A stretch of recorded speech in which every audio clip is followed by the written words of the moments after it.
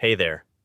What I'm about to share might save your life during the next blackout, and trust me, it's coming sooner than you think. Last month, I spoke with 3 FEMA disaster coordinators who all said the same thing. Most people who don't make it through extended blackouts, they had food and water. What killed them was missing these 15 items that nobody talks about. If you're still watching, you need to hear this.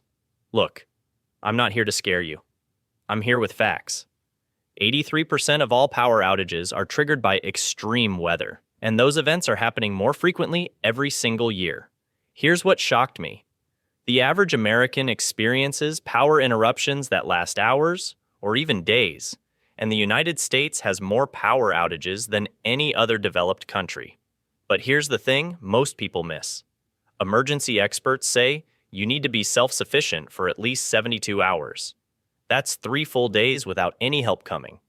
And in my research over the past 2 weeks, I've identified exactly 15 items that will make the difference between just surviving and actually staying safe and comfortable. If this information helps you, hit that subscribe button right now because I'll be sharing more survival strategies you won't find anywhere else. Let's get into the 15 essential items you must stockpile before the next blackout hits. Item 1. Emergency water supply. Let's talk about water, and what I'm about to tell you will change how you think about blackout preparation forever. Last winter, during that massive Texas grid failure, my cousin Sarah in Houston called me on day 3, crying. Not because she was cold, because she had no water to flush her toilet or wash her hands. She told me families on her street were literally trading jewelry for gallons of bottled water. Don't let that be you. Here's something that shocked me when I started researching this. The average person needs at least 1 gallon of water per day, not just for drinking, but for basic hygiene and food prep. Think about that. A family of 4 needs 12 gallons just for 3 days. When I actually tracked my family's water usage during a weekend test, we blew through 15 gallons like it was nothing. But here's where most people screw up completely. They grab regular bottled water and think they're prepared. I made this exact mistake 2 years ago. Opened a case I'd stored in my garage, and it tasted like drinking liquid plastic. Absolutely disgusting. Regular bottled water expires after about 2 years because the plastic breaks down and leaches chemicals into the water. Listen to this. During water system failures, hospitals see a 400% increase in dehydration cases in the first 72 hours. And here's the kicker. Most victims are healthy adults who simply didn't prepare. Not elderly folks or kids like you'd expect, healthy people like you and me. The Red Cross recommends 1 gallon per person per day, and honestly, that's the bare minimum. I personally keep a 2-week supply now, and I sleep better knowing it's there. Here's my advice. Get brands like Aquablocks or Blue Can with 25 to 30-year shelf lives. Store them in a cool, dark place.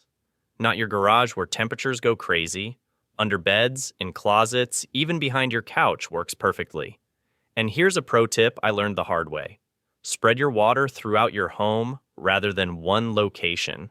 Last spring, when our basement flooded, I couldn't access half my emergency supplies. Learn from my mistakes, folks. Water isn't just priority number 1. It's priorities 1, 2, and 3. Item 2.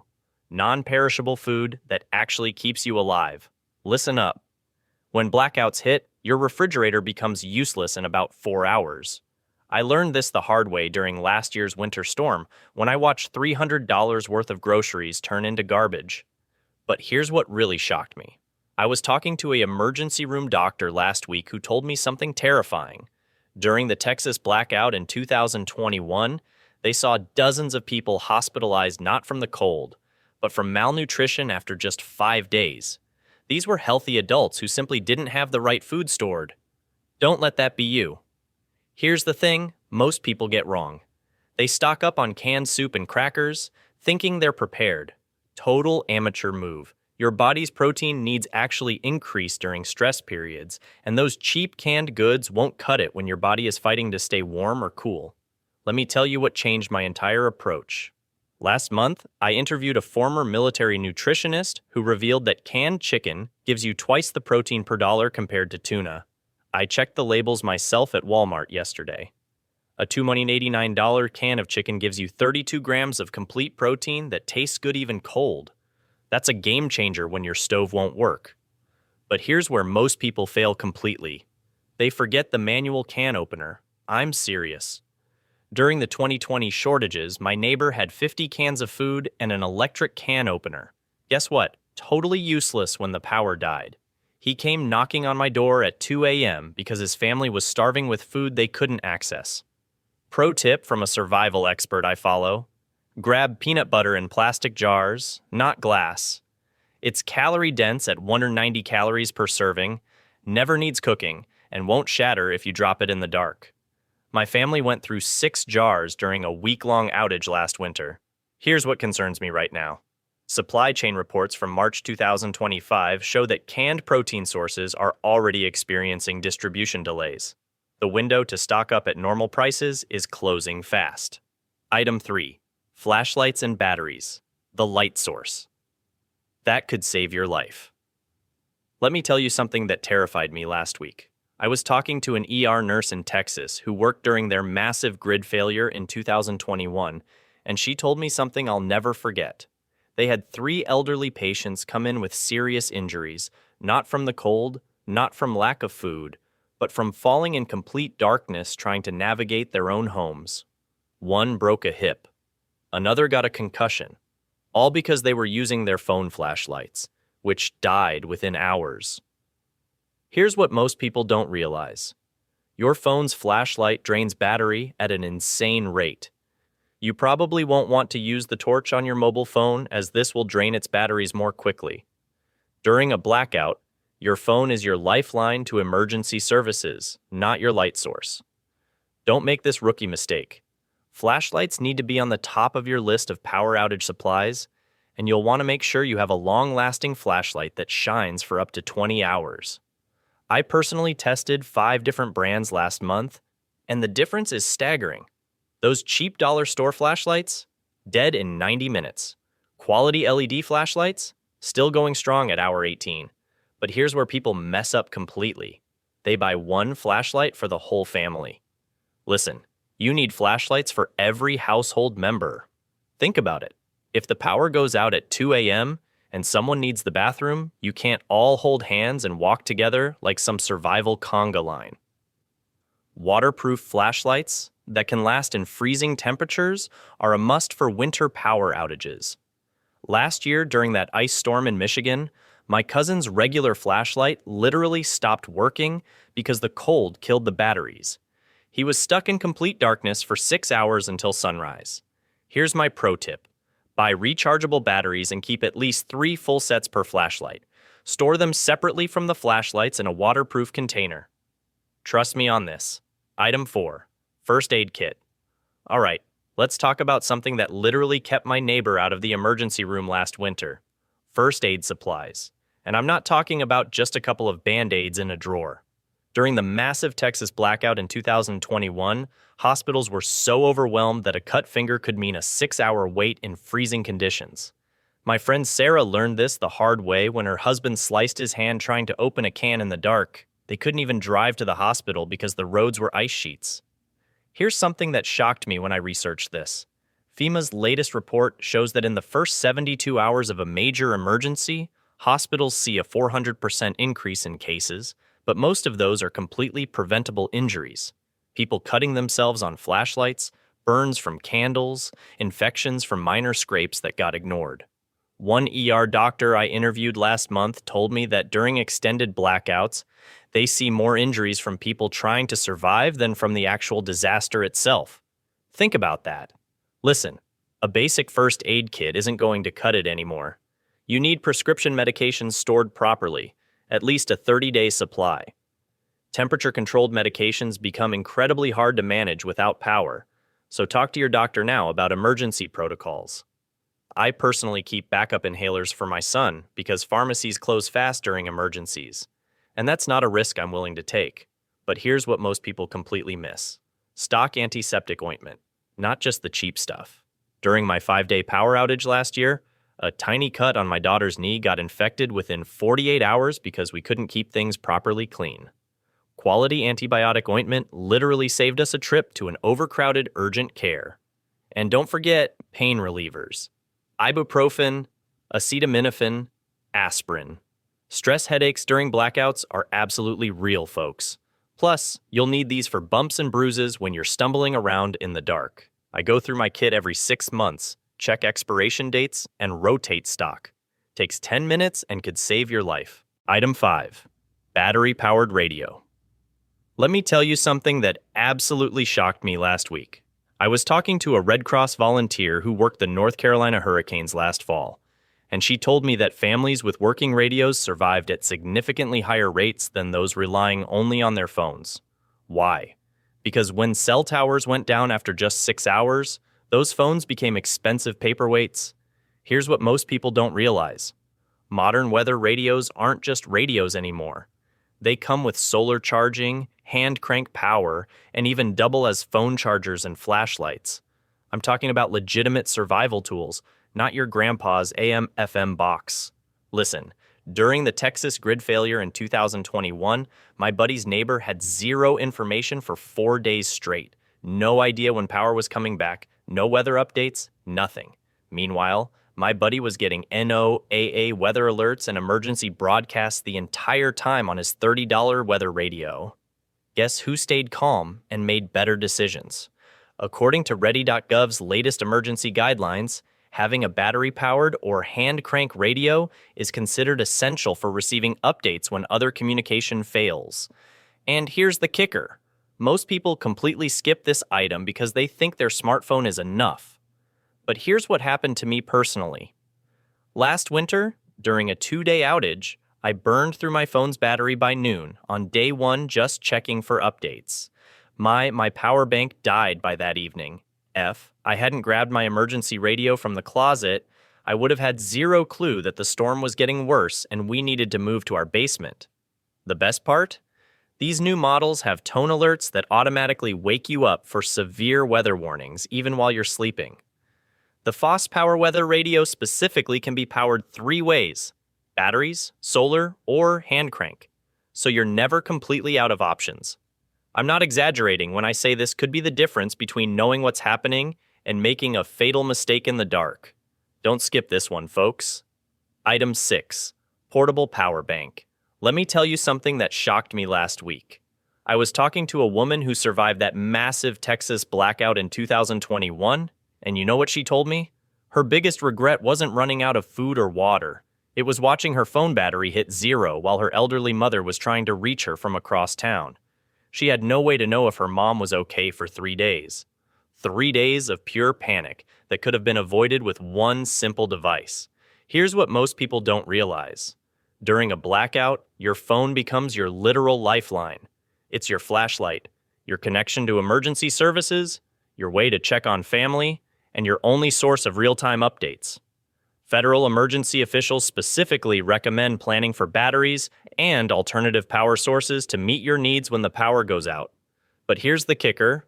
The average smartphone battery lasts maybe 8 to 12 hours with moderate use. And that's if you're being super conservative with it. I personally tested this last month during a practice blackout weekend with my family, even when I thought I was barely using my phone, checking for updates maybe twice an hour, sending a few texts. It was dead by hour 10, and that's in a controlled situation where I wasn't stressed or constantly checking for emergency information like you would be in a real crisis. Now, here's where it gets interesting. Not all power banks are created equal, folks.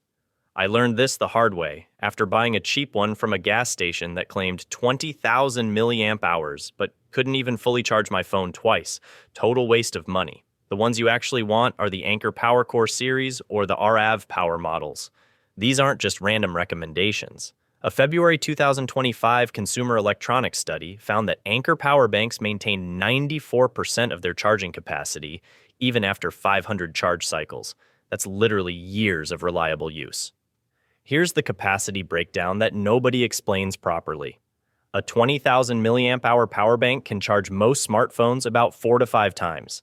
That means, if you're strategic about it, you're looking at nearly 2 days of phone use during a blackout.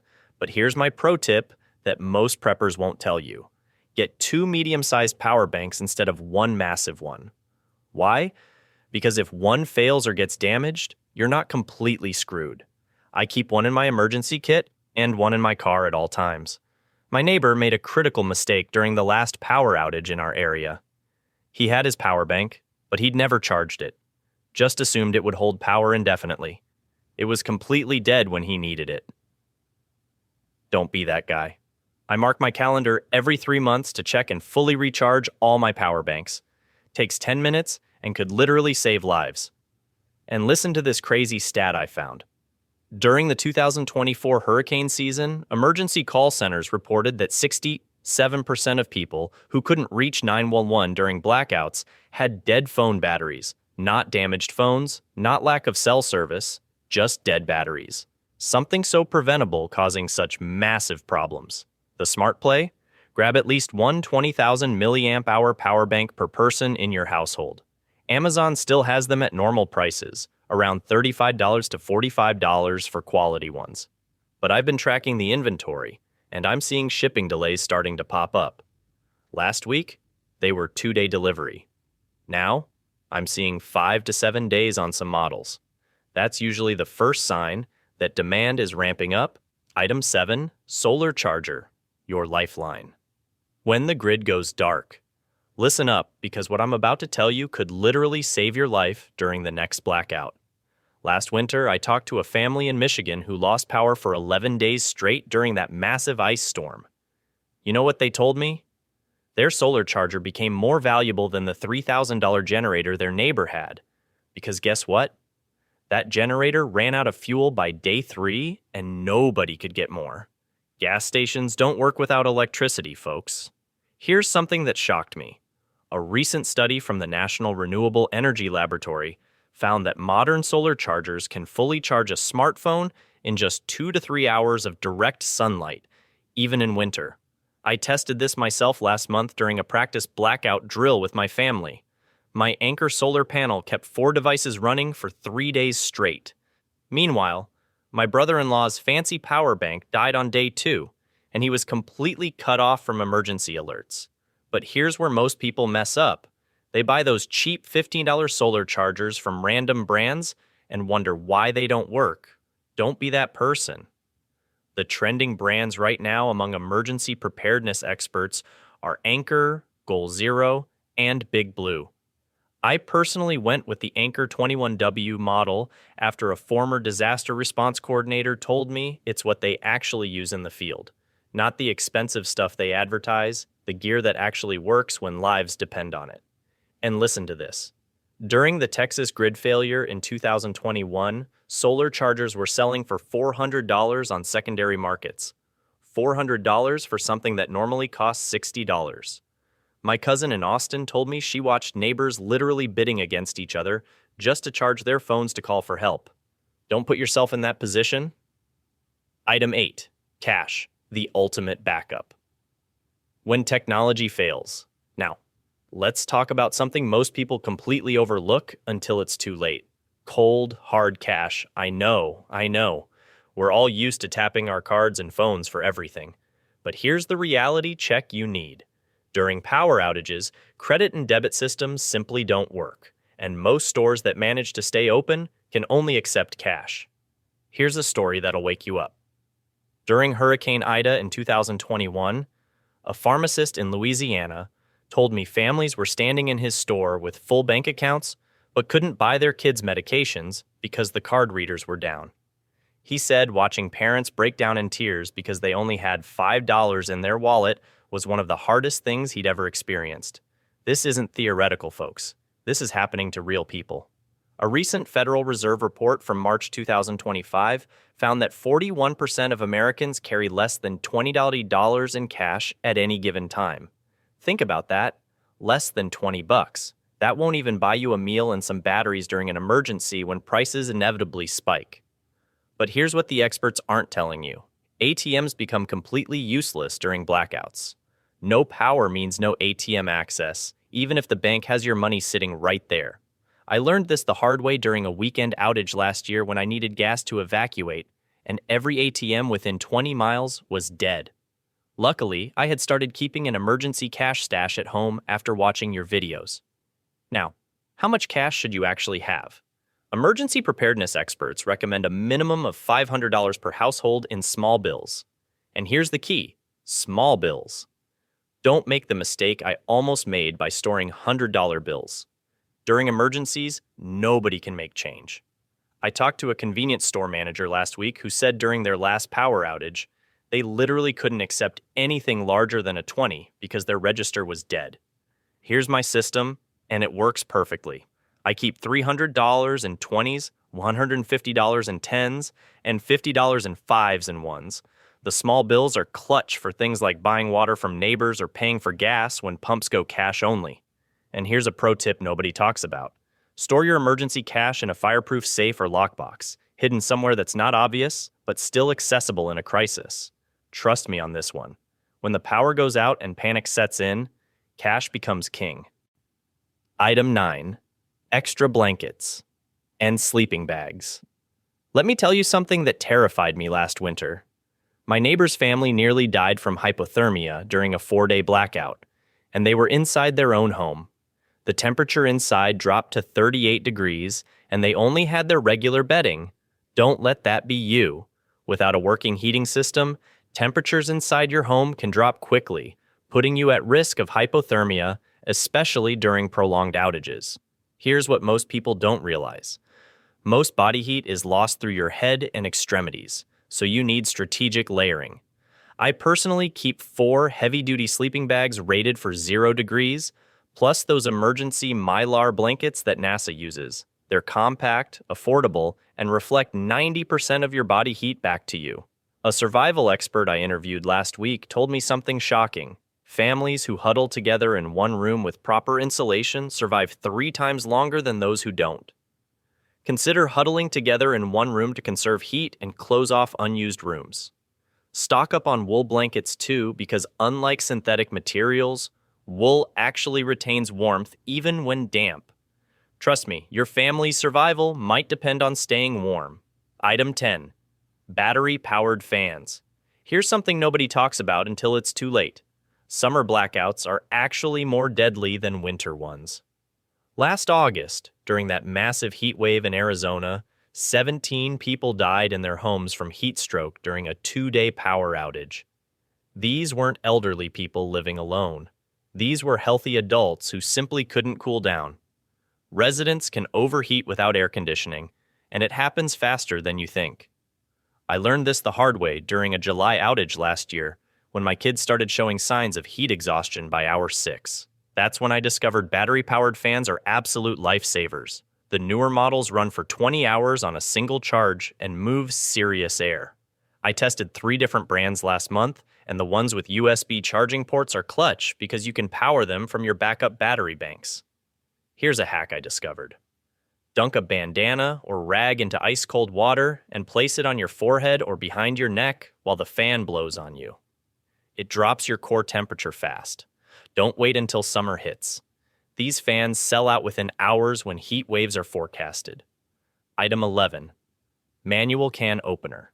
Listen, I know this sounds stupid obvious, but hear me out.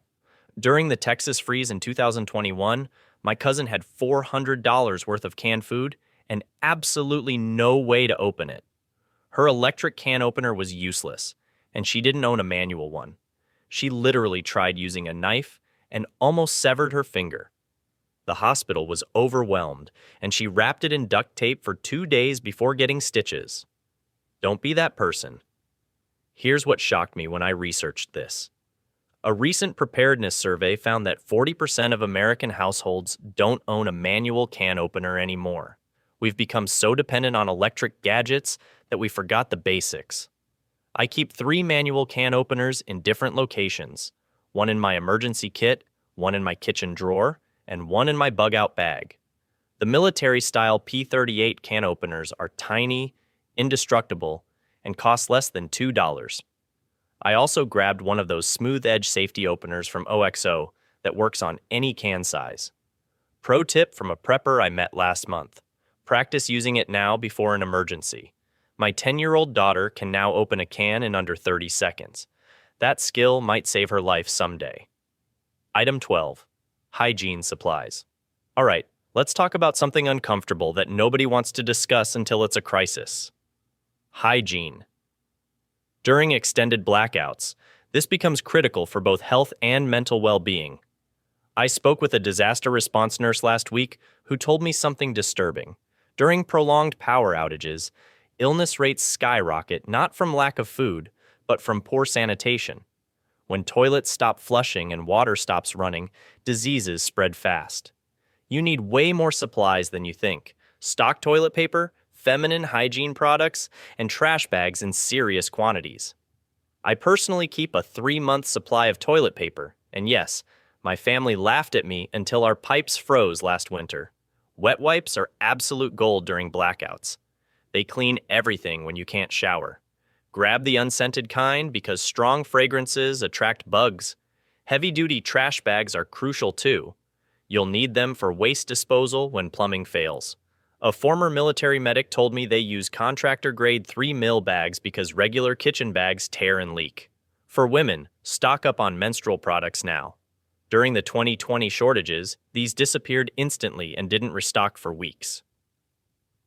Don't get caught unprepared. Item 13. Portable camping stove. Listen, I learned this the hard way during last winter's ice storm. My neighbor Tom had a fully stocked pantry, but after day 2, he was eating cold beans straight from the can. Don't be Tom. Here's what shocked me. You absolutely cannot use gas stoves or ovens indoors during outages. The carbon monoxide risk is deadly. An ER doctor told me they see CO poisoning spike 300% during blackouts because people get desperate. The game changer? A $25 butane camping stove. Use it outdoors only, at least 20 feet from windows. Stock 12 canisters minimum. Each gives 2 hours cook time. My family used ours during a 4-day outage, making hot meals while neighbors suffered. Pro tip: test it now, not during the actual emergency. Item 14. Important documents and waterproof storage. This might not sound exciting, but it could save your entire life's work. Last year, my sister's house flooded during a blackout. Her biggest regret? No waterproof document copies. You need passports, birth certificates, insurance policies, medical records, and proof of ownership protected. A FEMA coordinator told me 40% of evacuating families can't access critical documents afterward. I use a $35 fireproof waterproof bag, tested it in my pool for 2 hours, everything stayed dry. Include medication lists and medical information too. Keep both physical copies and encrypted USB backups. My cousin's sister stored backup copies out of state, which saved her during Hurricane Ian when she couldn't access anything locally for weeks. Item 15. Entertainment and boredom busters. Nobody thinks about this until day 3 when you're losing your mind. Entertainment matters more than you realize. A Johns Hopkins study found psychological stress during emergencies significantly impacts decision-making abilities. Translation? Boredom and monotony make you stupid when you need to be sharp. During our family's 5-day outage trial run, my kids started fighting by day 2 until we broke out board games. Suddenly, morale skyrocketed. Stock physical books, card decks, board games, and puzzles. Skip anything requiring batteries. You'll need those for essentials. My prepper friend swears by adult coloring books and journaling supplies. Sounds silly until you're staring at walls for days. One Reddit user shared how a simple deck of cards kept their family sane for 2 weeks during winter storms. Okay, before you go, let me hit you with 3 critical tips that most people completely miss. First, your fridge stays cold for only 4 hours, and your freezer lasts 24 to 48 hours depending on how full it is. Keep it closed, folks. Every time you open that door, you're cutting that time dramatically. Second, never ever use generators, camp stoves, or charcoal grills indoors or near windows. Carbon monoxide kills silently. I can't stress this enough. And here's the big one that saved my family last year. Create a bug-out bag with 3 days of supplies ready to grab. Keep it by your door. When evacuation orders come, you won't have time to think. Trust me, preparation isn't paranoia. It's smart planning that could literally save your life. Look, these 15 items aren't just smart. They could literally be the difference between surviving and thriving during the next blackout. Don't wait until the power goes out and everyone's panic buying. Start building your kit today, grab a few items each shopping trip, and you'll sleep better knowing you're prepared. If this video helped you, smash that like button and hit subscribe right now. I'll be sharing more survival strategies you won't find anywhere else. Drop a comment telling me which item surprised you most. Your future self will thank you for watching this. Stay safe out there, folks.